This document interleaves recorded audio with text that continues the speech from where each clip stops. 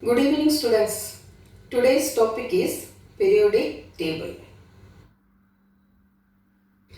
We know the elements are arranged in a table called periodic table.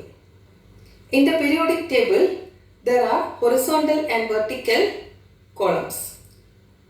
These are known as periods and groups.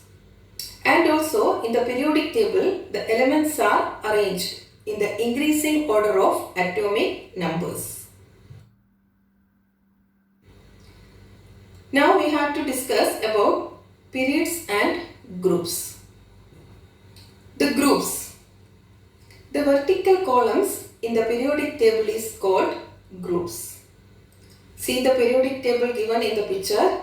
There is number 1 to 7 and also 0. These are called groups. The same way, there is horizontal rows also. These horizontal rows are called periods. There are 7 periods in the periodic table. First, groups.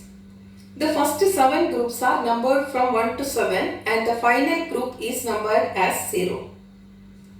The group 1 is known as alkali metals and the group 2 is called alkaline earth metals.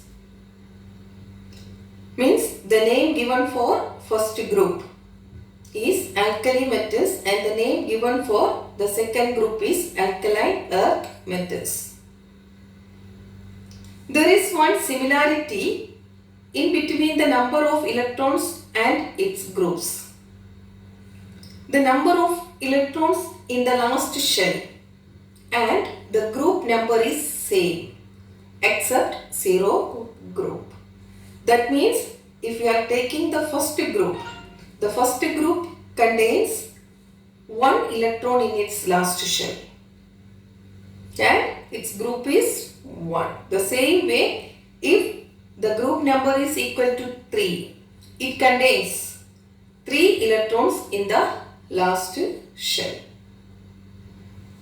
Then 0 group elements are known as noble gases and they have 8 electrons in its outer shell.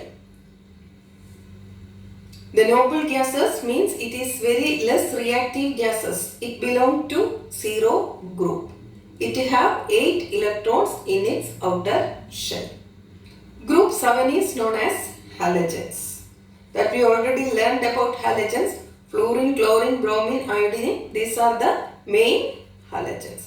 They have 7 electrons in its last shell. Now we are discussing about periods. In the periodic table we already discussed. In the periodic table the horizontal rows are called periods. Like that 7 periods we can see in the periodic table. The first period contains only 2 elements, hydrogen and helium. And there is a relationship between the number of period and its number of the shell. If an element is belong to the first period, means they have only 1 shell. If the element is belong to the second period, means it has 2 shells. And if the element is belong to fourth period, means it has 3 shells and so on. The size of an element increases from left to right in the periodic table.